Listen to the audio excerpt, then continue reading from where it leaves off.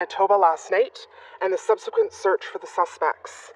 Superintendent Joanne Keeping will be providing the French component afterwards, and Superintendent Scott McMurtry, Acting Criminal Operations Officer, is available afterwards for any operational questions you may have. Assistant Commissioner Collier, if I could ask you to.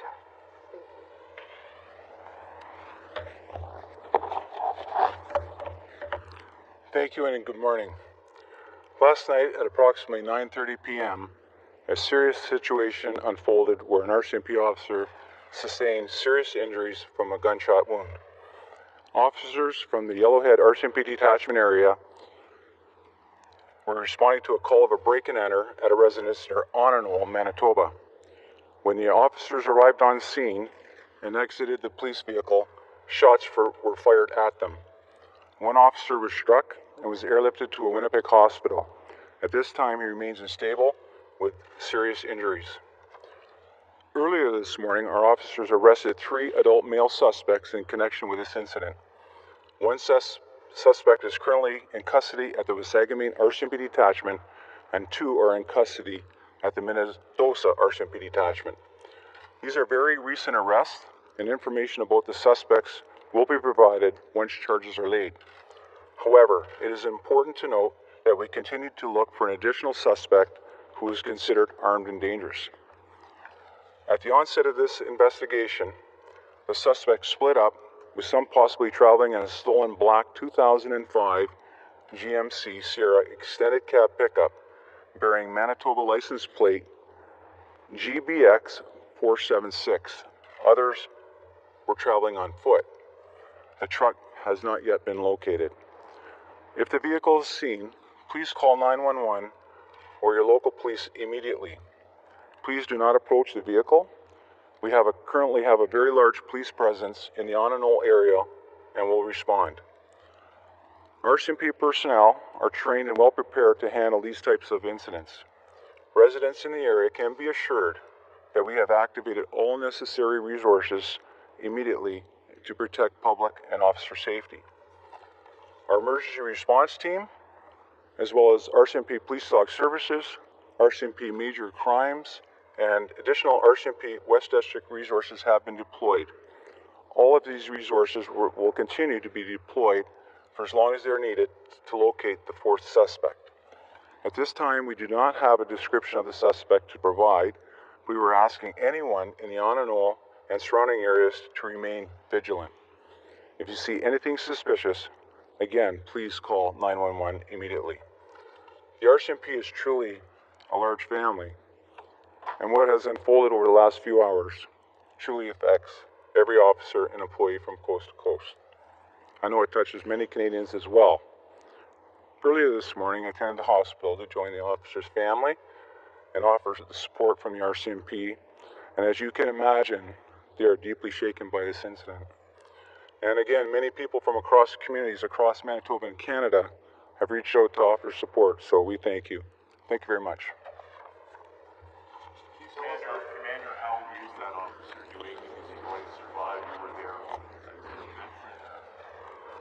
Police officer. Yeah, he's a corporal with the RCMP, a very committed, very professional, and passionate officer, and he has his family with him right now, and he remains in the hospital, and further medical treatment is being administered right now. This was a break-and-enter call. How many officers attended there? At times you think that they're by themselves, but there were more than one. Yeah, he was with other officers at the time, and those officers have been contacted and are receiving a treatment and support as well. Were they ambushed? This was a response to a break-and-enter call, and as soon as our officers exited the vehicle, they were shot at. Did they return fire? At this time, I don't have that information for you. What's the status of the officer who told you seriously injured? Do you know if he's unstable? Yeah, he's in stable condition. He was conscious earlier this morning, but he has serious injuries. I'm sorry? Yeah, we have numerous resources deployed at present, and our officers were able to apprehend 3. Was this a known address, a known area They were responding to a break and enter, and every call that our officers go to, they always have to remain vigilant and treat every one of those calls with due diligence. They were fired upon. Are you talking about mass firing here? What are you talking about? Well, there were shots fired. I don't have specific information, sir, about the types of shots, but they were indeed shot at. Did officers return fire? I'm sorry? Did officers return fire? Not to my knowledge at this standpoint. This break and enter call, was it reported by like a homeowner, or is this a farm or a home kind of property? Well, it was in the Ononol area. I don't have specifics if it was more in town or rural, but in that general vicinity. How were residents contacted? I know police told them to walk their doors if they were in the Ononol area. Yeah, they're through various means, whether it's social media and or just word of mouth. Not to my knowledge at this standpoint. So if they were arrested together, or were these three separate arrests, or were they all taken in? Again, that investigation is still ongoing, and I don't have specific details of the arrest, sir. So. And if I can interject for a moment, we do have Superintendent Yeah. McMurtry here, who will, after the French component, be able to answer some operational questions. Okay? Including the warning you're giving to residents now. You said you're still giving for suspect. Would that need to update better? Yeah, at this standpoint, we encourage all residents in the area to remain vigilant until the fourth suspect is apprehended. So does that mean continuing with the warning to lock your doors? Yeah, absolutely. Was it right after, upon their arrival and exiting the vehicle when they came under fire, or was there a little bit more of a gap? I don't have the exact time frame, but it was very, very closely afterwards, yes. And again, I will interject there because we do need to accommodate The French component. yeah. And then we do have Superintendent McMurtry here to answer operational questions. Okay, so I'll invite Superintendent Keeping Up. Thank you very much, sir. Thanks. Okay.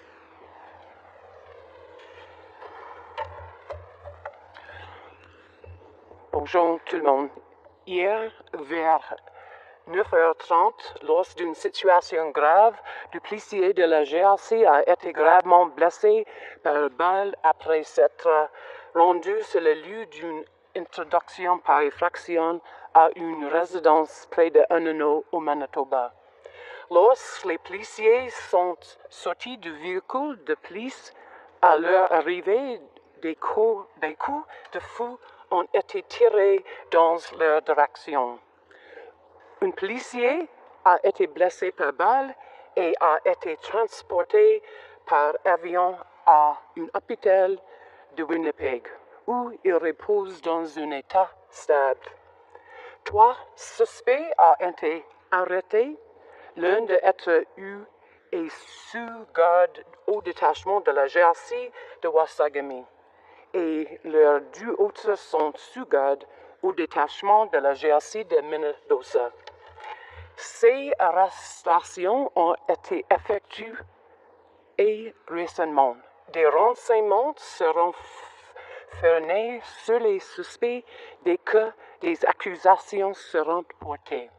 Un suspect est toujours en liberté. Comme vous le savez, cette situation est toujours en cours. Je sais que, tout comme nous, vous avez plusieurs questions et nous nous engagerons à y répondre le plus rapide possible. Je parlerai d'un incident pendant lequel l'un des membres de notre grande famille de la GRC a été blessé par balle dans quelques instants. Je tiens d'abord à vous fournir des renseignements importants sur la sécurité publique. Nous continuerons de rechercher un suspect qui est considéré comme armé et dangereux. Au début de cet incident, les suspects se sont séparés et certains d'entre eux se seraient déplacés au bord d'une camionnette à cabine allongée GMC Serra 2015, noir, volée, portant la plaque d'immaculation de Manitoba, GBY 476. D'autres suspects se seraient déplacés à pied. La camionnette n'est pas encore été retrouvée. Si vous avez cette véhicule, composez immédiatement le 911 ou appelez votre service de policier. Nous vous approchez par du véhicule. Il y a une importante présence maintenant policière dans ce secteur et nous continuons de faire des interventions. Le personnel de la GRC reçoit une formation pour préparer à gérer ce genre de situation. Sache que tous les ressources nécessaires ont été immédiatement déployés dans ce secteur afin de protéger la sécurité du public et des policiers. Le groupe tactique d'intervention de la GRC, les services chiens de la GRC, les groupes des crimes majeurs de la GRC et des ressources du district de l'Ouest du Manitoba ont été déployés aussi. Toutes ces ressources continueront d'être déployées aussi longtemps qu'il serait nécessaire afin de trouver le quatrième suspect. Nous ne pouvons pas fournir les descriptions d'un suspect, mais nous demandons à toutes les personnes qui se trouvent dans ce secteur de Anano et les environs d'être vigilantes. Veuillez-vous assurer que toutes vos portes et fenêtres sont fermées et barrées, car il peut être le suspect se déplace à pied et cherche d'endroit où se cacher. Composez immédiatement le 911 si vous voyez toute activité suspecte. Le GRC est une grande famille et les circonstances comme celles que seront survenues au cours des dernières heures touchent tous ces policiers et les employés de l'Océan à l'autre. Comme le commandant Khaladi est déjà mentionné, il se rend à l'hôpital et il a offert soutien à la famille de policiers au nom de la GRC. Nous remercions les nombreuses personnes qui ont offert leur soutien et nous avons transmis ce message aux policiers blessés et sa famille. Merci beaucoup. Surintendant, pouvez-vous parler en français de l'état de santé du policier blessé? Je peux dire que le membre qui a été blessé continue de recevoir le traitement et ça c'est tout ce que je peux dire maintenant. Il était conscient, Oh oui, il est conscient, comme j'ai mentionné, son conditions sont stables. et des membres de la GRC sont venus le visiter à l'hôpital. Oui, les membres comme commandant Khaladi et autres membres de la GRC dans l'Est à faire une visite à ce membre et sa famille. Et hier, en fait, il était accompagné d'un autre policier lors de la fusillade. Oui, il y avait deux personnes, deux policiers, deux policiers qui attendaient la situation premièrement et après ça, on a eu plusieurs policiers qui font attention à la situation. Et que savons-nous des trois suspects? What do we know of the three suspects now? Comme j'ai mentionné, on peut dire que les trois suspects sont dans le détachement, une dans un détachement et les deux autres dans un autre détachement et ils sont sous garde par le policier. Qui sont-ils ou ont-ils des antécédents?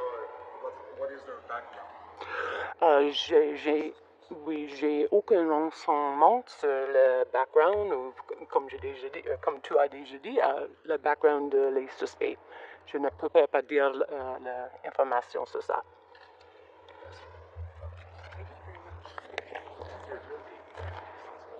You know what? I'm going to invite Superintendent McMurtry to come up and you can ask some more questions of him.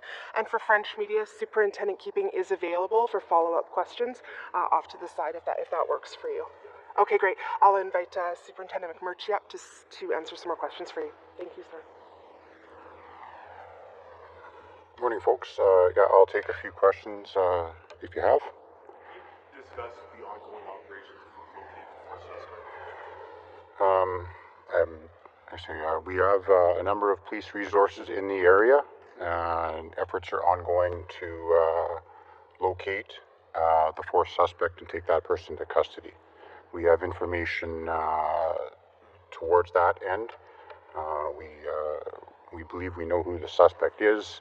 but at this time I cannot confirm, and we're still making efforts to take that person into custody. Superintendent, help us understand this. The officers get the call when they go into the scene, they're fired upon. Is there a sense of chronology here that you can share with us? Well, as mentioned by our commanding officer, Assistant Commissioner Quality, members first were responding to a report of a break-and-enter. It was approximately at 9:30 p.m. The location was a rural property just outside the community of Onanol. Upon response to that scene, upon exiting their police vehicle, they were fired upon. So they get out of their one vehicle or two vehicles? How many officers? 2 officers responded in 1 vehicle, is my understanding. So they get out and immediately fired upon? It is my understanding that very shortly after exiting the vehicle, they were fired upon. They have the ability to quickly communicate with the comm center that they're in trouble? Yes, that is correct. They're taking the fire, the officers hurt, then what happens? From that, additional officers were, of course, immediately being deployed to the scene. Emergency medical services were contacted, and the scene was contained in order to allow EMS into the scene to extricate our member and transport them to hospital.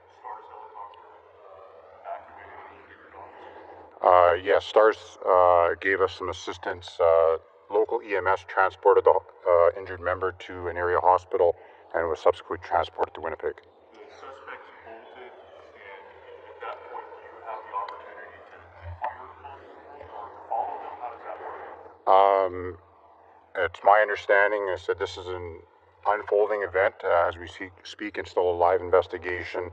It is my understanding that the suspects immediately fled that scene. There was no return fire by our officers.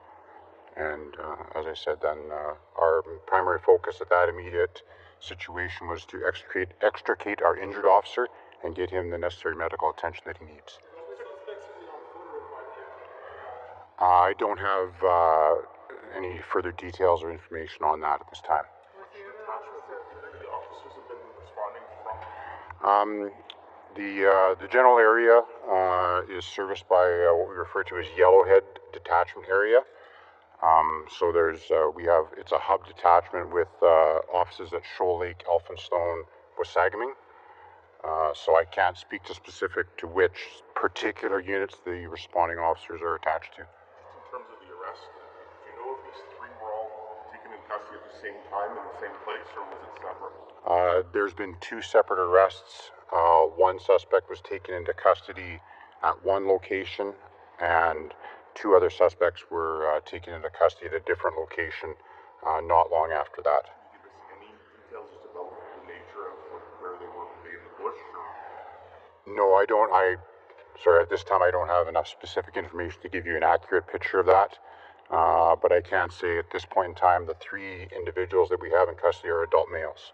And would this have been in the same area, like within close proximity to where the shooting happened? Yes, that's correct. Yeah, we're in. I don't have specific ages on these individuals, but I'm advised that they are all adults. And it's believed to be an adult male that you're also looking at? This would be 4 adults, so... I believe the information I have is that we're looking for a 4th male suspect, but I am not privy to whether he's an adult or a young offender. At this point, as I said, this is an unfolding investigation, and I don't have all of the information.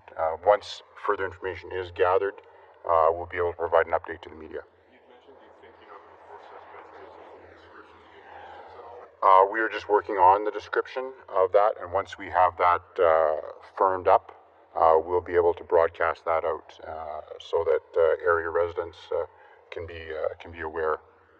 Fair to say that area residents should take extreme care? Yes, we always ask, and as was mentioned by Assistant Commissioner Claudy, we ask the public in that area to please be vigilant. If they see anything suspicious persons, vehicles, to please contact 911 or the local RCMP detachment. Is there still a chance that there may be additional suspects, before you're saying that, or is the 4th believed to be confirmed? At this point in time, our information is that there are only 4 suspects involved. However, the investigation is continuing, And as that unfolds, there may be further information on other suspects that are involved in this matter. Time there's been an RCMP member in this province that was shot and No, unfortunately, I don't have that information at hand. That is something that we are actually looking into, and perhaps at a further briefing, we'll be able to provide you some background information on that. Superintendent, can you talk about the protective gear that officers have in a case like this situation? Sure. Just in terms of general duty, officers all wear body armor when they are responding to a high-risk situation, so such as the officers now responding to after shots have been fired. They also have access to hard body armor. And in this case, responding to a break and enter, that's not considered high risk. Well, every situation that our officers respond to, they treat appropriately. They conduct a proper risk assessment, and they respond accordingly. So, responding to a break and enter, and especially one that is believed to be in progress, I would consider a fairly high-risk situation. Do you know the weapon the officer was shot with, or the type of weapon? No, I don't have information at this time to share with respect to that.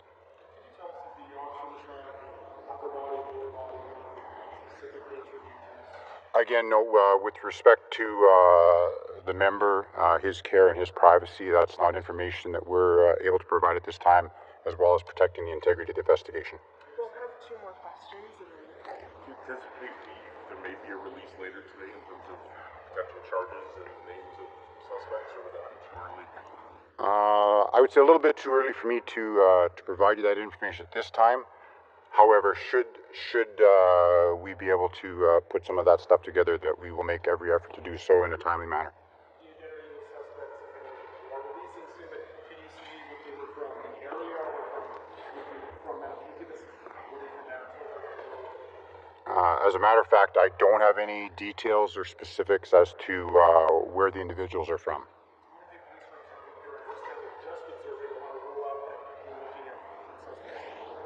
I do not believe that any of these suspects are from the Winnipeg area. Okay, thank you very much. I think we'll conclude it there. Thank you very much, sir. Thank you all for coming.